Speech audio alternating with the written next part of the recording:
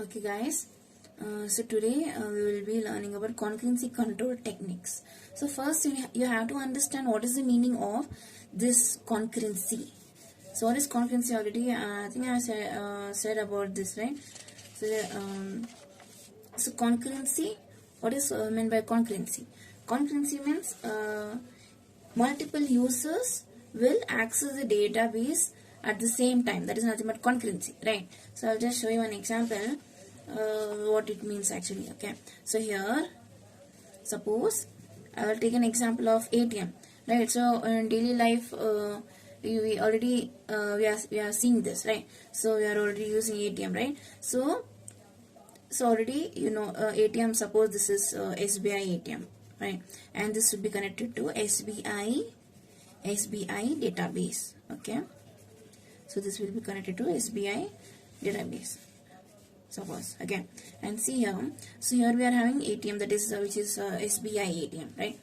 So here multiple users will access this ATM, right? So multiple users, that is different users will access the ATM which is connected to SBI database. That means multiple users are accessing SBI database, right, simultaneously. That is nothing but concurrency, right? So now you have understood concurrency, right? So now what is the meaning of concurrency control? Concurrency control, let's see the definition. Concurrency control is a process of managing simultaneous operations on the database without having them interface with one another. So what it means is, so it is basically it is a process or procedure or whatever protocols you can say, right? So it is a procedure of managing simultaneous operations on the database without having them interface with one another, is that without causing any conflicts in between between two or more transactions. Okay, that is what it means here, kind of concurrency control techniques, right? So for that, in order to solve that, so I have said I have already spoke about this concurrency, right? So what happens is, why we require this concurrency control techniques is, when we are performing, when multiple users are performing or accessing the database simultaneously, leads to data integrity and data inconsistency. Okay, so data integrity and data inconsistency arises. So hence, to solve such problems, we are having some techniques, or we are having some protocols. We have 3 protocols. Okay, locking based protocols, timestamp ordering based protocols, validation based protocols. Okay, so these are the 3 protocols we will be having, and one by one we will be seeing now, right? So first we will be seeing locks. Okay, that is which comes under locking based protocols. Okay, locking based protocols. So see here, for you, I have just, to make you understand, I have just drawn a diagram, a very simple diagram I have drawn. So what you can observe here is 2 people. Okay, so these are 2 people. Okay, so this is how I draw people, right? So there are 2 people who are accessing the database at the same time, simultaneously, right? So that is what concurrency means here. That is what I said, right? So now what happens is, it creates some conflicts. So when 2 people are simultaneously accessing the database, it arises it leads to data inconsistency, right? So this into means when 2 people are accessing the database simultaneously at the same time, some inconsistency and data integrity arises. So this is what it means here, this diagram means here, right? So now in order to solve this problem, so what we are having here in this second diagram, see again 2 people are there here. One people is performing transaction, that is accessing the database. Okay, so whatever transaction he is performing, right?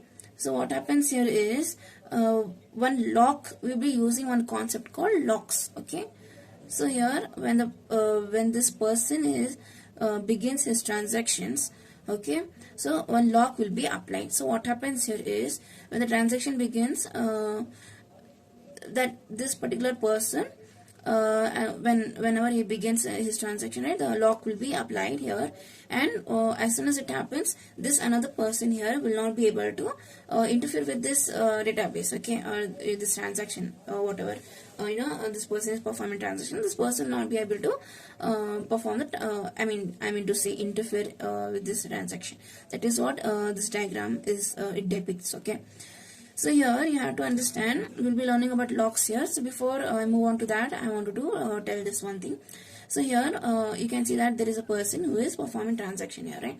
That is a transaction which is connected to shared database. Okay. So here when this person begins the transaction, he'll perform here lock will be applied, and what happens is this person will not be able to you will not be able to access this database, okay. That is what it means here, right? So now coming back to this person, when he begins this transaction, lock will be applied, and he will perform the operations, what are like read write operations as such, okay.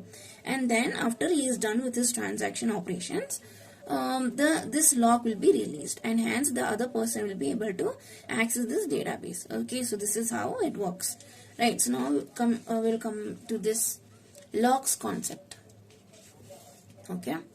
So what do we have here? So first of all, what is a lock? Just by the name you can see locking based protocol it comes under, right?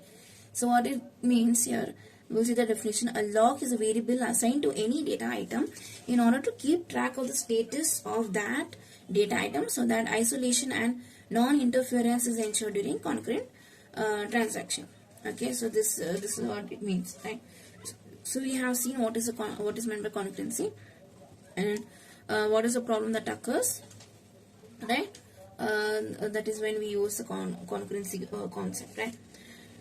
And to overcome the problem, here we will be using the concept of locks, right? And the definition is already understood, right? So locks, just by the name you can see, right? So here in this diagram also I have said, right, when this person begins his transaction, one lock will be applied, okay. And then as soon as he is done with his operations, transaction operations, the lock will be released, that is, it will be unlocked, okay. So that is what I mean. So and as soon as it is unlocked, then another person can begin his transaction. That is how it works, okay. Now so see here, in locks you are having binary locks, okay, and then shared and exclusive locks, okay. So first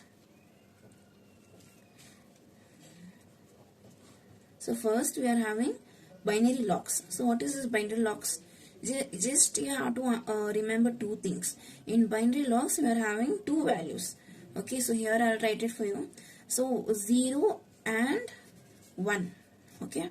So what this 0 and 1 means here? So 0 depicts the unlocked state, okay. It depicts the unlocked state, okay. Unlock means release state, okay, where that is when the lock is applied, and when after all the operations is performed, right? So after all the operations is performed, then the lock will be released. That is what it means here, right? 0, the value 0 depicts, and then 1 is the locked state, okay. So 1 depicts locked state, okay. Are you getting my point? So 1 is locked state and 0 is the unlocked state. Just keep these two things, okay. While explaining about locks, you have to explain about binary locks, shared locks, exclusive locks, okay. So shared and exclusive we'll be seeing that later. First we'll learn this binary locks, okay.